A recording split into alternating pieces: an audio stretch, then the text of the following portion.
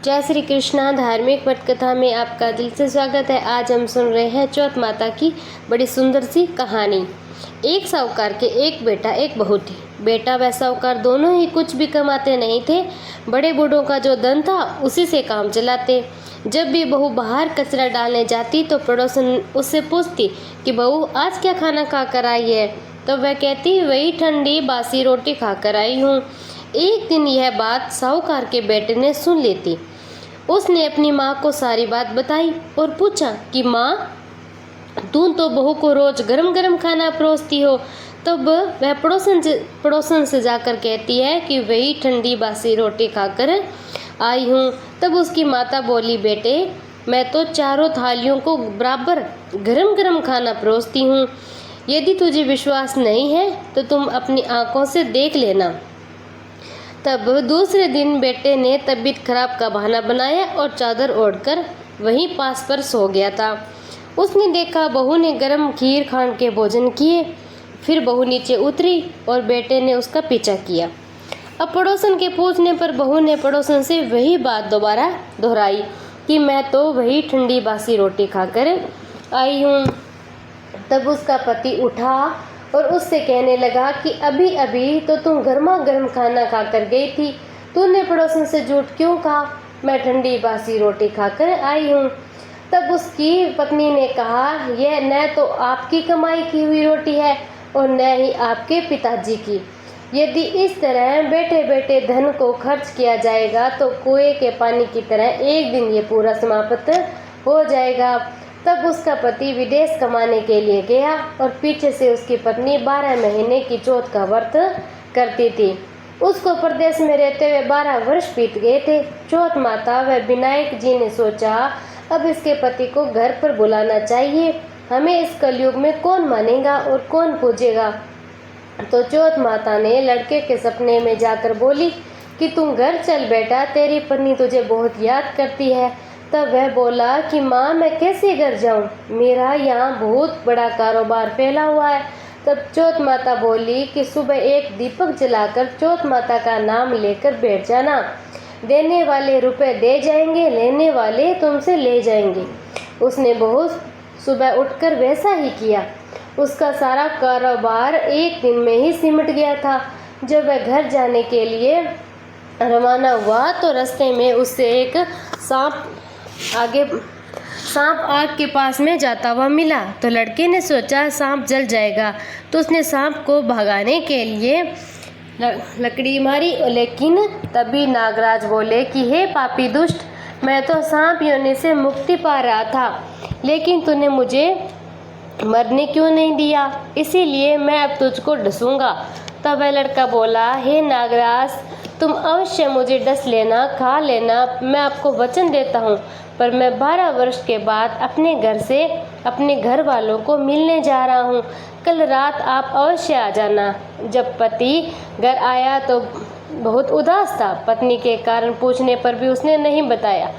पत्नी चतुर थी। उसने एक सीढ़ी पर दूध का कटोरा रख दिया, दूसरी पर बालू मिट्टी बिछा दी, तीसरी पर फूल माला बिखेर दी, चौथी पर इत्र छिड़क दिया, पांचवी पर मिठाई रख दी। इस तरह उसने 7 सीढ़ियों पर कुछ न कुछ रख दिया था और दरवाज़ा खुला छोड़कर पलंग पर अपनी पत्नी की चोटी लटकाकर सो गई थी। सांप आया, सबसे पहले उसने दूध पिया। बोला, साहूकार के बेटे, तूने सुख तो बहुत दिए, पर वचन का बंदा हूँ, इसलिए तुझे डसूंगा अवश्य। 7 सीढ़ियों पर उसने ऐसा ही कहा। जैसे ही वो उसको हंसने लगा, डसने लगा, तो चौथ माता विनायक ढाल पर तलवार बनकर उस सांप के 4 टुकड़े कर दिए थे। अब पूंछ का एक टुकड़ा लकड़ी की जूती में जाकर गिर गया। सांप ने सोचा कि यह जूता पहनेगा तो इसको मैं डस लूँगा। तभी वहाँ बहुत आर चिड़िया आ गई थी। उन्होंने कहा कि यह स्त्री हमें रोज़ शक्कर का आटा खिलाती है, इसीलिए इसकी रक्षा करनी चाहिए। चींटियों ने उस पर हमला कर दिया, उसकी पूंछ को खा गई। जैसे ही सुबह हुई तो वहाँ खून ही खून हो रहा था।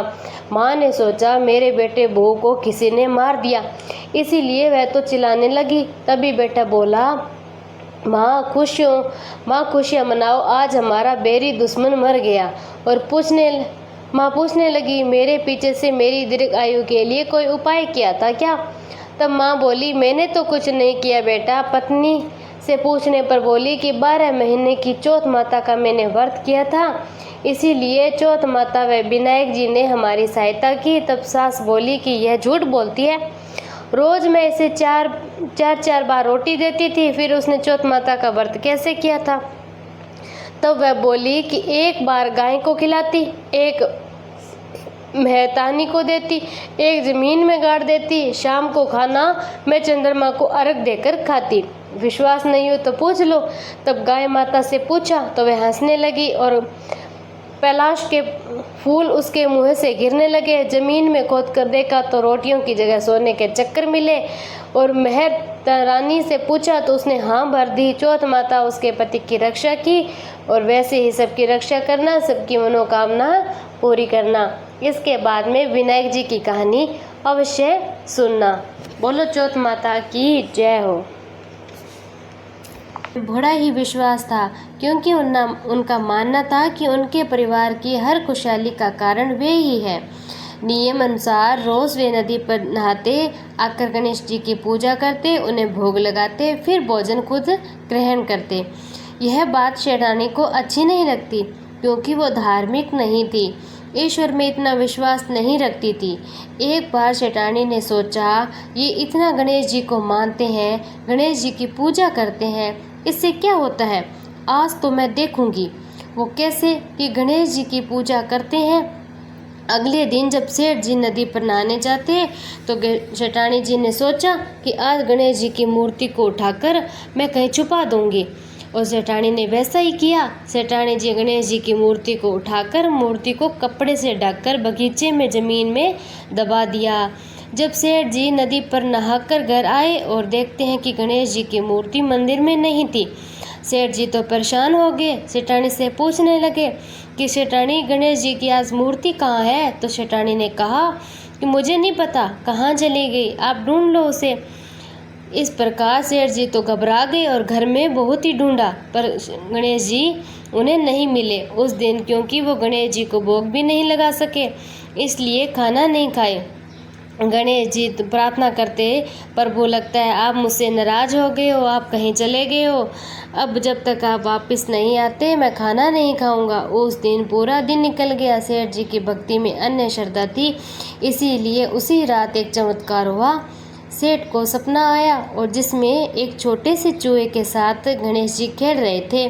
चूहे को खाने को लड्डू देते, चूहा लड्डू लेकर बगीचे में जाता और ज़मीन को खोदता, लड्डू वहीं डाल देता। अचानक सेठ जी की नींद खुली और सेठ जी ने बगीचे में जाकर और वहीं खोदते जहां उन्होंने मूर्ति दिखी थी सपने में। सेठ जी गणेश जी की मूर्ति की पूजा करके उनको वापस घर पर ले आए और स्थापित की। तब सेठानी को ये सब बात पता चली तो सेठ जी ने सेठानी को सब बातें बताई तो उनको आश्चर्य का ठिकाना न रहा और अपनी गलती का एहसास भी हुआ। वो सेठ जी को अपनी सारी बात बताती है और माफ़ी मांगती है। अब सेठ और सेठानी दोनों ही गणेश की पूजा बड़ी ही विश्वास के साथ में करने लगे। सच्ची श्रद्धा हो तो ईश्वर ज़मीन फाड़ कर भी निकलते हैं। सच्ची श्रद्धा और विश्वास ही एक दूसरे का और ईश्वर का एक ही रूप है। बोलो गणेशाय नमः।